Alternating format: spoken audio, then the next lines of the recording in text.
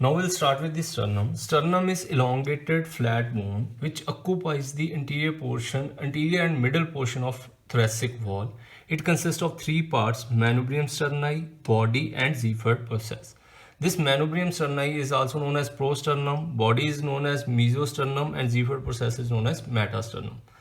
Now let's start with the Manubrium sterni. This Manubrium sterni is roughly quadrangular in shape. It presents four borders: upper border, lower border and two lateral borders, two surfaces: anterior surface and posterior surface. Now the upper border. Now this upper border, it presents one notch there. That notch is known as suprasternal notch or jugular notch. Now this notch, it gives attachment to interclavicular ligament, and anterior and posterior borders of suprasternal notch, they gives attachment to anterior and posterior lamina of investing layer of deep cervical fascia and encloses one space there. That space is known as suprasternal space of Burns. On either side of suprasternal notch, we have the clavicular notches. These clavicular notches articulates with the sternal end of clavicle, forming the saddle type of sternoclavicular joint. Now we'll start with the lower border. Now this lower border, it articulates with the body of sternum, forming the manubriosternal joint. It forms the manubriosternal joint, which is secondary cartilaginous joint. It lies at T4 level. Now the manubrium sterni and the body, they both lies at different angles, so that's why they presents one prominent end there, one prominent ridge there. That prominent ridge lies at the level of manubriosternal joint and known as the sternal angle of Lewis. Now this sternal angle of Lewis is important landmark, as a lot of structure lies at the level of sternal angle of Lewis, and this sternal angle of Lewis, it lies at T4 vertebral level. Lateral borders of manubrium sterni. These lateral borders, they present two articulating facets there. They present articulating facets there. Now the upper one is complete articulating facet for the attachment of costal cartilage of first rib, and it forms the primary cartilaginous joint which starts to ossify at the age of 25 years. Now in the lower portion, it presents one half facet there, that is known as the demifacet for the second rib. Now this second rib, it partially articulates with the manubrium sterni and partially articulates with the body of the sternum, and it attaches at the level of sternal angle of Lewis.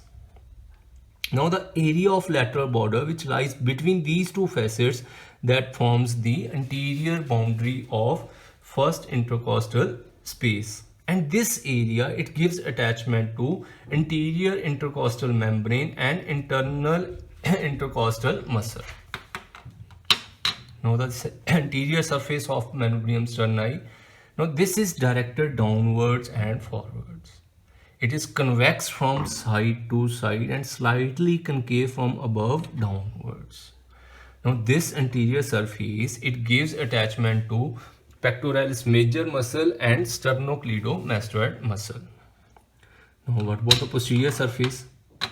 It is slightly concave. It is slightly concave from side to side, and it forms the anterior boundary of superior medial sternum. And this surface, it gives attachment to two muscles. One is sternothyroid and another is sternohyoid muscle. That's all about the manubrium sterni. Now we'll start with the body of sternum. Now this body of sternum, it is longer than the manubrium sterni. It is narrower than the manubrium sterni. It is thinner than the manubrium sterni. Now the maximum width of body, it lies at the level of attachment of fifth costal cartilage. Now this body, it has two ends, upper end and the lower end, two borders, lateral borders, two surfaces, anterior surface and the posterior surface. Now the upper end of the body. This upper end of the body, it is oval and it articulates with the lower border of the manubrium sterni, as I already told, and forms the manubriosternal joint which forms the external angle of Lewis, and it lies at the level of T4 vertebra. It lies at the level of T4 vertebrae. Now, the lateral borders of the body. Now, on the lateral borders of the body, we can see some facets there. This lateral border, it presents 4 full facets and 2 demi facets. Now, these 4 full facets are for the attachment of costal cartilage of 3rd, 4th, 5th and 6th ribs. Costal cartilage of 3rd, 4th, 5th and 6th ribs. But in the upper end, it presents 1 half facet here and 1 half facet here. Now, these demi facets are for the attachment of, upper one is for the attachment of costal cartilage of 2nd rib and lower one is for the attachment of costal cartilage of 7th rib. So in this way, the 2nd to 7th rib, they gets their attachment onto the body of sternum. Now, area in between these full facets,